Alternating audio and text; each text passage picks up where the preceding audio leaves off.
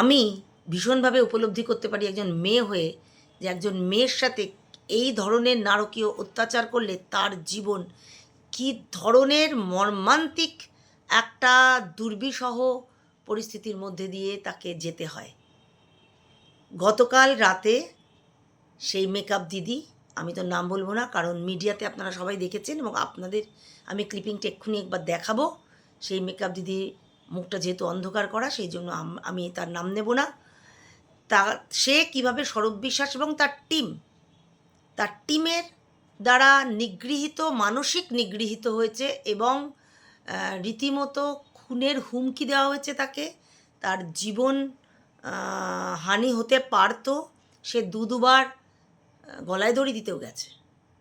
মানে আমার আজকে বলার আগে নিজের কথা আটকে যাচ্ছে, তো বলবো সেই কথা।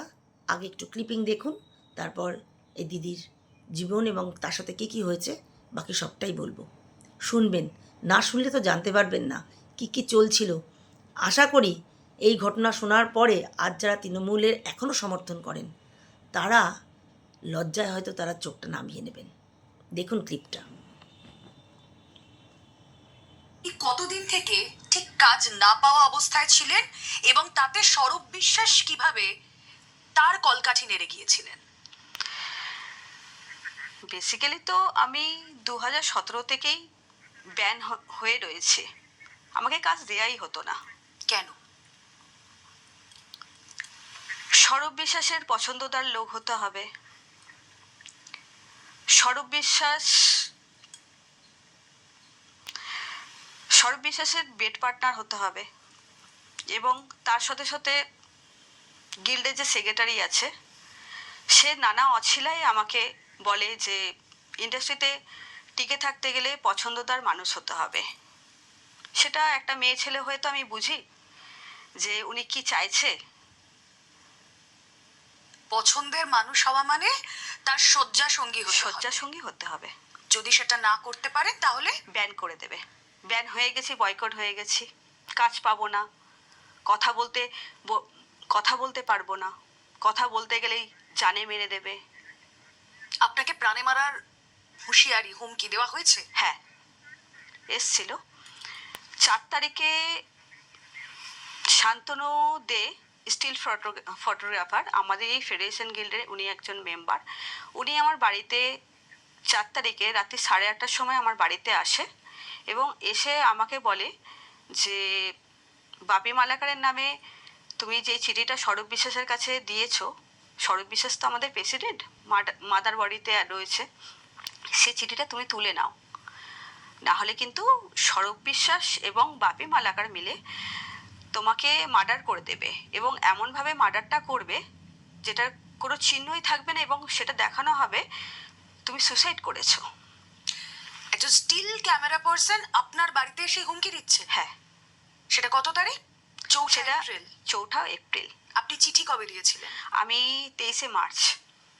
23 মার্চ চিঠি দেওয়ার পর 11 দিনের মাথায় আপনার বাড়িতে এলো হ্যাঁ থ্রেট এবং শান্তনু দে 3 এপ্রিল রাত্রি 10:30টার সময় আমাকে ফোন করে বলে যে তোমার সঙ্গে কিছু কথা আছে, তোমার বাড়িতে কালকে কি তুমি সন্ধেবেলায় বাড়িতে থাকবে, মানে 4 তারিখে সন্ধেবেলায় বাড়িতে থাকবে? তা আমি বললাম হ্যাঁ দাদা বাড়িতে থাকবো। বলছে তোমার সঙ্গে সামনাসামনি কিছু কথা বলার আছে, আমি তোমার বাড়িতেই আসবো। তা আমি বলছি কোনো ভাইটাল কিছু কথা? তা বলছে যে হ্যাঁ সেটা ফোনে বলা যাবে না, সেটা তোমার বাড়িতে এসেই বলবো। তা উনি যথারীতি 4 তারিখে রাত 8:30টার সময় আমার বাড়িতে আসে এবং এসে ধমকি দেয় এবং নোংরা কথা বলে যে স্বরূপ বিশ্বাসের সঙ্গে বেড পার্টনার হতে এবং বলে যে মেয়ে সাপ্লাই করে কাজ করো, প্রত্যেক মেয়ে সাপ্লাই করে কাজ করো। মানে? হ্যাঁ, প্রত্যেক সপ্তাহে নাকি স্বরূপ বিশ্বাস এবং মানে আমাদের গিল্ডের যে সেক্রেটারি আছে বাপি মালাকার, ওনার নাকি প্রত্যেক সপ্তাহে একটা করে নতুন নতুন মেয়ে লাগে। আপনাকে সেই মেয়ে সাপ্লাই দিতে বলার কারণ? আমি ঠিক বলতে পারবো না কেন এই কথাটা বললো। আমি উনি একটা কথা বলেছিল যে তোমার তো বয়স হয়ে গেছে, তোমার তো বয়স হয়ে গেছে, তুমি বরং মেস সাপ্লাই দাও। তারপরে পরেক্ষণে আমি বলছি কি আমি কি মেয়ের বিজনেস করি যে আমি মেস সাপ্লাই দেবো? এসব কি কথাবার্তা বলছো তুমি? তারপর তা বলছে যে ঠিক আছে এখনো তো ঠিকঠাক রয়েছো, তাহলে তুমি একটা কাজ করো, ঝঞ্ঝাট করো না, ঝঞ্ঝাট না করে তুমি বরং একটা কাজ করো, বাপি মালাকারের সঙ্গে ঝঞ্ঝাট না করে তুমি বেড শেয়ারটা করে নাও। এবং এটাও কানে এসছে একজনের থ্রু যে আমাদের অফিসের মধ্যে এইসব মানে মেয়েদের নিয়ে শোষণের কারবার চলতো। মানে গিল্ড অফিসে? হ্যাঁ, গিল্ড অফিসেই সেখানে মেয়েদের মানে সেই অফিসে হ্যাঁ, মেয়েরা আসতো মেয়েরা এবং আসতো। তাদেরকে নিয়ে হ্যাঁ, দুপুরবেলায় আসতো, এসে নাকি ওটা মেয়েদের সঙ্গে ফুর্তি করা হতো। মানে ইন্ডাস্ট্রির মাফিয়ারাজ শুধু যে আপনারা সাফার করছেন তা নয়, মানে বাইরে থেকেও সেখানে মেয়ে নিয়ে এসে সাপ্লাই করা হতো। এটাই তো আমার কানে এসছে এবং আমাকে যে বলেছে আমি স্তম্ভ হয়ে গেছি। আমি একজনকে বলেছি, আমি নামটা এখন আর বলতে চাইছি না, ওনাকে আমি বলেছি যে বাপি মালাকার আমাকে কেন কাজটা দিচ্ছে না, কিসের জন্য কাজটা দিচ্ছে না, কি চাইছে উনি বলো তো? বলছে তুমি একটা কাজ করো, একদিন দুপুরবেলা অফিসে চলে যাও, অফিসে চলে গিয়ে ওনার সঙ্গে মজমস্তি করো না, কি আছে। বাহ! এই বাপি মালাকারের এত প্রভাব কি এই স্বরূপ বিশ্বাসের বিশ্বাসের জন্য? জন্য ওদের একটা মানে র্যাকেট চলে, একটা মানে এই র্যাকেটে কারা আছে? অনেকেই আছে, মানে এই র্যাকেটের মধ্যে মানে আমাদের যে গিল্ডের যে বড় বড় বডি মেম্বাররা রয়েছে, নাম বল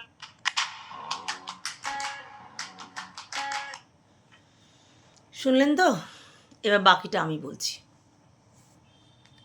এই ভদ্রমহিলাকে 2017 থেকে ব্যান করা হয়েছে। কেন ব্যান করা হয়েছে? 2017-তে যখন উনি কাজ চান, মানে কাজ চান না, উনি একটি কাজে গেছিলেন। ভটভটি নামটা মনে আছে? তথাগত এবং দেবলীনার একটা সিনেমা ভটভটি। সেই ভটভটিতে এই টেকনিশিয়ান দিদি গেছিলেন কাজ করতে। তো তার সে যার আন্ডারে ছিল তার নাম সম্ভবত ছিল তপন সমাদ্দার। তো তিনি এই দিদিকে বলেছিলেন যে যখন প্যাক আপ হয়ে যাবে রাত্রে, প্যাক আপ হবার পরে উনি যেন ওদের ঘরে গিয়ে, বুঝতেই পারছেন আমি আর উচ্চারণ করতে পারছি না, যেন তাদের খুশি করেন। এই দিদি সেই দিনই বারণ করেন এবং না করে দেন। আপনারা তো জানেন নো মিন্স নো। এই দিদি সেই 17 সাল থেকে নো মিন্স নোতেই আটকে আছেন এবং সেই নীতি সেই আদর্শ মেনেই চলেন। সেই থেকেই তাকে শুরু করা হয়েছিল ব্যান করা। ধীরে ধীরে ধীরে ধীরে তার কাজ নিয়ে নেওয়া হয়, এমনকি বিভিন্নভাবে মানসিক নির্যাতন করা হয়। বিভিন্নভাবে মানসিক নির্যাতন করতে করতে করতে করতে একসময় তিনি এদের পায়েও ধরেন কাজের জন্য। এই 2024-25 এসে তিনি একসময় তার পায়ে ধরেন। পায়ে ধরলে একবার তিনি যে সুরুচি সঙ্গে একবার যান। সুরুচি সঙ্গে গিয়ে সেখানে দেখা করতে চান স্বরূপ বিশ্বাসের সাথে সরাসরি কথা বলবার জন্য। তো তখন স্বরূপ বিশ্বাসের যে ডান হাত, রাইট হ্যান্ড, সে তখন বলে যে তার নামটা সম্ভবত, যাকে আমি ভুল বললে আবার আমাকে মার্ক করা হবে, তার একজন রাইট হ্যান্ড, সে এসে তখন এই দিদিকে জিজ্ঞাসা করে যে তুমি গিল্ডের সব টাকা পয়সা, যে গিল্ডের যে চাঁদার নামে যে মানে বিরাট একটা টাকা তোলা হয়, সেই চাঁদা তুমি দিয়েছো? তখন দিদি বললো আমি তো 3 বছর ধরে কাজই করি না, তো আমি কি করে দেবো টাকা? যেভাবেই হোক ঠিক আছে, আমি সেই টাকার ব্যবস্থা করব, আমাকে মিনিমাম একটা মেগা ধরিয়ে দিন। একটা মেগা ধরলে মোটামুটি সংসারটা তার চলতে থাকে সারা মাসে। তো তখন বললো আগে টাকা দাও, তারপর কাজ হবে। এবং শুধু তাই নয়, তার কাছে প্রচুর টাকা ডিম্যান্ডও করা হয়। এরপর সে চলে আসে এবং কোনো এক সময় বিশ্বাস ব্রাদার্সের বড় ভাই অরূপ বিশ্বাসের কাছে তিনি তাদের কাছেই যে একটি পার্ক আছে, সেই পার্কে অরূপ বিশ্বাস রাত্রিবেলায় বসেন তার পারিষদবর্গ নিয়ে। তো এই দিদি গেছিলেন, গিয়ে তার হাতে পায়ে ধরে, প্রায় পায়ে ধরে ঝরঝর করে কেঁদে ফেলেছেন যে আমি খেতে পাচ্ছি না, আমার দুটো 2 মেয়ে আছে, আমার নাতনি আছে, আমার মেয়েটিও বিধবা। তো আমার উপর সমস্ত সংসার, আমি সংসার চালাতে পারছি না। আমি যদিও নর্থ ক্যালকাটার মেয়ে, কিন্তু আমি সাউথে এসে থাকি, আমি ভাড়া থাকি, কাজের জন্য ভাড়া থাকি, কিন্তু আমার আমার কোনো কাজ নেই। আমি জানি না আমার কী অপরাধ, আমার কোনো কাজ নেই। আপনি দয়া করে আপনার ভাইকে একটু বলুন আমায় কাজ দিতে। তখন উনি বলেন ঠিক আছে দেখব, সেই প্রতিশ্রুতি। তো প্রতিশ্রুতি তো উনি দেখব বলে ছেড়ে দিয়েছেন, কিন্তু এটা তো গট আপ গেম। বিশ্বাস ব্রাদার্সের তো গট আপ গেম। তারা তো দুজন দুজনের বাইরে যাবেন না, না? তো তাদের চাহিদা কি? একটু আগে শুনলেন, সৌরভ বিশ্বাসের শয্যাসঙ্গিনী হতে হবে, বা সৌরভ বিশ্বাসের টিম, সৌরভ গিল্ডের সেক্রেটারি বাপি মালাকার, তার শয্যাসঙ্গিনী হতে হবে। আর না হলে বয়স হয়ে গেছে বলে, যদি বয়স হয়ে গিয়ে তার পক্ষে সম্ভব না হয়, কি বলবো, এগুলো আর আলোচনা করা মানে আমার মেয়ে হিসেবে নিজের কাছে মানে একেবারে চরমতম লজ্জা আর অপমান। তবু বলছি, আপনারা জানুন, আমি তো বসেইছি, এই চ্যানেলটা খুলেইছি শুধু সত্যি কথাগুলো জানাবো বলে। কারণ তৃণমূল সরকারকে যখন তিনি চোখে ঠুলি পড়েছিলেন, সব জেনেও পুরো ইন্ডাস্ট্রিটাকে ছাড়খাড় করে দিয়েছে এই 15 বছরে, তখন আমাদেরই সেই দায়িত্ব নিতে হবে যে আপনারা জানুন এই তৃণমূল সরকারের আমলে কি হতো এক একটা সেকশানে। আজকে টলিগঞ্জ বলছি, অন্যদিন চাকরির ক্ষেত্র বলেছি, আজকে টলিগঞ্জের কথাই বলবো যে কি হতো সেখানে। তবেই বিচার করতে পারবেন আগামী দিনে আমরা যাকে আবার ভরসা করে এনেছি, এই বিজেপি সরকার কী করছেন, আর টলিগঞ্জের চেহারাটা কিভাবে নতুন রূপে সেজে উঠেছে এবং সেটা পাল্টে গেছে। সেটা একেবারেই রাজনীতিহীন, রাজনীতির ছত্রছায়া মুক্ত একটা টলিগঞ্জ হয়েছে, টলিউড ইন্ডাস্ট্রি হয়েছে। আমরা আশা রাখি হবেই। এইবার তাকে বলা হয়েছিল বহুভাবে ফোনে শয্যাসঙ্গিনী হতে।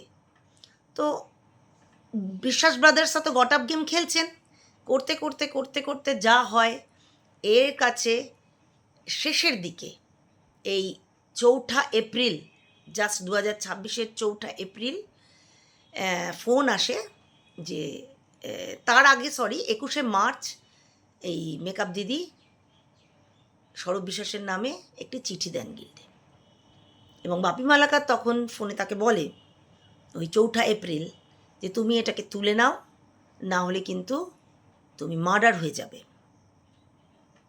ঠিক আছে? এবং এরপর একজন টেকনিশিয়ান আসেন। আমি একটু গণ্ডগোল করেছি, বাপি মালাকার নয়, একজন স্টিল ফটোগ্রাফার। মানে এই নোংরা কথাগুলো মনে রাখাটাও তো খুব বীভৎস ব্যাপার। তো স্টিল ফটোগ্রাফার একজন আছেন, সে এসে দিদিকে বলে যে তুমি এই বাপি মালাকারকে যে চিঠিটা দিয়েছো, সেক্রেটারিকে যে চিঠিটা দিয়েছো, সেটা তুমি তুলে নাও। তুমি যদি না তুলে নাও তাহলে কিন্তু তুমি মার্ডার হয়ে যাবে। বোকা দিদি, যদি তখন রেকর্ডিং করার মতো মানসিক অবস্থা থাকতো আজকে আমরা জানতে পারতাম। কিন্তু সে তো এদের মতো চতুর নয়, তার তো 3-4টে মহিলা সম্বলিত একটা বাড়ি, তাকেই সবটা দেখতে হয়, তার তো মাথায় এত কিছু নেই। কি করবে সে? কিন্তু তার একটা জিনিস ছিল, অদম্য সাহস। যখন বলছে তুমি মার্ডার হয়ে যাবে, আর এমনভাবে তোমাকে মার্ডার করা হবে যে সেটাকে দেখানো হবে যে তুমি সুইসাইড করেছো। কাকে এসে ভয় দেখাচ্ছে? সেই নারী শক্তিকে, যে মহিলা দুবার গলায় দড়ি দিতে গেছে এই 9 বছরের মধ্যে, এবং সেই গলায় দড়ি দিতে যাওয়ার সময় তার শুধু মনে পড়েছে তার রাধা মাধবকে এবং তার বাচ্চাদের। তারে সে রাধা মাধবের সেবাই বা কে করবে, আর বাচ্চাদের সেবাই বা কে করবে? সে কিন্তু নিজের জীবনটাকে, নিজের জীবন নিজের কাছে, নিজের সম্পত্তি তাও নিতে পারেনি। এ তো মা, এটাই তো মায়ের, একজন মায়ের লক্ষণ, এটাই তো মায়ের শক্তি। কিন্তু এত ভয় দেখানোর পরেও, মার্ডারের ভয় দেখানোর পরেও কিন্তু এই দিদি দমে যাননি। 4 এপ্রিলের পরে 5ই এপ্রিল তার বাড়িতে তাকে রিভলভার নিয়ে এসে মার্ডার করার বা খুনের হুমকি দেওয়া হয়। কল্পনা করতে পারছেন? মাফিয়া রাজ, এই সৌরভ বিশ্বাসের কী ধরনের শাস্তি হওয়া উচিত? আমার তো মনে হয় মানে এদের আমাদের মতো মহিলাদের হাতে, একরাশ মহিলার হাতে ছেড়ে দেওয়া উচিত। আমরা বুঝিয়ে দিতাম যে সম্মান কাকে বলে, আর সম্মানকে ঘা দিলে তার কি হয়। এরপর দিদি আর সহ্য করতে পারলেন না। তিনি গতকাল থানায় গিয়ে সব জুলুম, সমস্ত অত্যাচার, সমস্ত হুমকি সব কিছুকে উপেক্ষা করে একেবারে দুঃসাহসে ভর করে পিছনের কোনো কথা না ভেবে কালকে এফআইআর করেন, এবং সেই এফআইআরের এগেনস্টে সৌরভ বিশ্বাসকে কালকে গ্রেপ্তার করা হয়।